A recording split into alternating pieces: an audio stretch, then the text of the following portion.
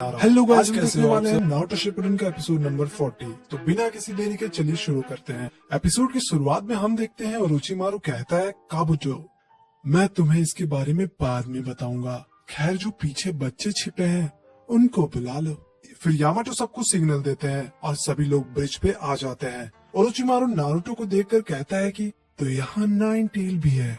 बहुत अच्छे, तो चलो देखते हैं कौन ज्यादा ताकतवर है। फिर हम देखते हैं नारुतो के अंदर से नाइन टेल का चाकरा बाहर निकलने लगता है। फिर नारुतो कहता है, सास्के को वापस करो हमें। सभी ये देखकर डर जाते हैं। काबुटो कहता है कि इतना सिंपल नहीं है, वो खुद हमारे पास आया था। साकुरा कहती है कि चुप रहो, तुम्हें नहीं पता कि वो कैसा फील कर रहा है। ओरोचिमारू कहता है कि अगर तुम्हें सच में उसके बारे में जानना है तो तुम्हें हमसे जोर जबरदस्ती निकलवाना पड़ेगा। ये सुनते ही नारुतो बौखला जाता है और सीधा जाकर ओरोचिमारू को एक पंच मारता है, जिससे वो बहुत दूर जाकर जंगल की ओर गिरता है। ये देखकर साकुरा सोचती है कि नारुतो, ये क्या था? उधर साय को भी कुछ समझ नहीं आ रहा था। फिर यामाटो को याद आता है जब ककाशी बता रहे थे कि नारुतो का टेल देखकर लग रहा था कि वो जल्द ही नाइन टेल में कन्वर्ट हो जाएगा। वैसे मास्टर जिराया, आपने कितना टेल देखा है? फिर मास्टर जिराया कहते हैं कि मैं अपने लाइफ में 2 बार मौत को करीब से देखा हूँ। एक जब सुनाडे ने मुझे ढोल की तरह पीटा था और दूसरा जब मैं नारुतो के साथ ट्रेन कर रहा था और तभी 4 टेल अपीयर हुआ। जैसे जैसे नारुतो का गुस्सा बढ़ता गया वैसे ही टेल भी बढ़ता चला गया। ऐसा लग रहा था कि वो 9 टेल का छोटा वर्जन है। फिर ककाशी कहते हैं कि 4th होकागे का सील के बाद भी। फिर जिराया बताते हैं कि मुझे लगता है 9 टेल का सील कमजोर होते जा रहा है। सुनाडे कहती है, हाँ, ये क्या कह रहे हो? फिर मास्टर जिराया कहते हैं कि जब नाइन टेल का चाकरा बाहर आता है तो हमें लगता है कि वो नारुतो को प्रोटेक्ट कर रहा है, पर ऐसा नहीं है। वो एक्चुअली उसे नुकसान पहुंचाता है। लेकिन जैसे ही नारुतो होश में आता है तो नाइन टेल उस डैमेज को ठीक कर देता है। लेकिन अगर ऐसा ही चलता रहा तो नारुतो का लाइफ बहुत कम हो जाएगा। फिर सुनाडे कहती है कि इसलिए हमने तुम्हें चुना है यामाटो, और तुम्हारे अंदर फर्स्ट होकागे का सेल भी है। फिर मास्टर जिराया कहते हैं कि तुम ही अकेले इंसान हो जो जिंजुरिकी को कंट्रोल कर सकता है, और नारुतो के पास फर्स्ट होकागे का नेकलेस भी है। उधर ब्रिज पे नारुतो धीरे धीरे होश खो रहा था।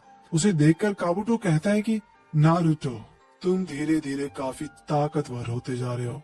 फिर साकुरा को लेडी चियो का बात याद आता है कि जिंजुरिकी के पास इतना पावर होता है कि कोई सोच भी नहीं सकता। खैर, आगे देखते हैं। जंगल से धीरे धीरे ओरोचिमारू बाहर आ रहा था। काबुटो ये देखकर स्माइल करता है। फिर हम देखते हैं ओरोचिमारू का चेहरा का चीथड़ा उड़ गया था और वो कहता है, अब तुम एक सच्चे जिंजुरिकी के जैसे काम कर रहे हो। फिर वो यामाटो को देखता है और कहता है, अच्छा, मुझे अब समझ आया। फिर ओरोचिमारू धीरे धीरे नारुतो की ओर बढ़ने लगता है। फिर नारुतो के सामने जाकर रुक जाता है। कहता है, तो इसलिए यहाँ पर यामाटो है, तुम्हारी देखभाल करने के लिए। चलो, एटलीस्ट मेरा एक्सपेरिमेंट काम तो आया। खैर, लीफ विलेज को मेरा आभारी होना चाहिए, है ना मेरे टेस्ट सब्जेक्ट? ये सुनकर साकुरा भी चौंक जाती है और कहती है, टेस्ट सब्जेक्ट? फिर काबुटो पूछता है कि टेस्ट सब्जेक्ट ये है कौन?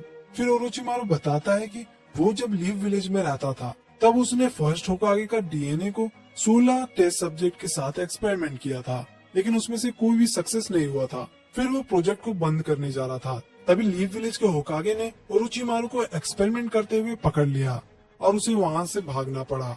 फिर ओरोचिमारू कहता है कि मुझे नहीं लगा था कि कोई सरवाइव भी करेगा। फिर साकुरा यामाटो को देखकर सोचती है कि अच्छा, तो अब समझ आया यामाटो वुड स्टाइल कैसे कर सकते हैं। फिर काबुटो कहता है कि काफी इंटरेस्टिंग स्टोरी है, आपके मेहनत का फल हम आज देख सकते हैं। ओरोचिमारू कहता है कि क्यों ना हम उसे नारुतो से लड़वा कर देखें, काफी टाइम से हम उसे ट्रेन कर रहे हैं। ये सुनते ही नारुतो कहता है, सास्के का नाम कैसे लिया तुमने? और ये कहते ही नारुतो पूरा पागल हो जाता है और उसके अंदर से नाइन टेल का चाकरा और भी ज्यादा बाहर आने लगता है। आसपास काफी तेज हवा भी चलने लगता है, लिटरली काफी तेज हवा। नारुतो ओरोचिमारू को देखकर काफी ज्यादा गुस्सा हो रहा था। फिर दोनों एक दूसरे के आंखों में देख रहे थे। तभी अचानक ओरोचिमारू नारुतो के अंदर झांकता है और हम देखते हैं नाइन टेल को, वो भी ओरोचिमारू के सामने। अब होना क्या था, नाइन टेल बहुत जोर से चीखता है जिससे ओरोचिमारू बचने की कोशिश करता है, लेकिन वो बाहर आ जाता है।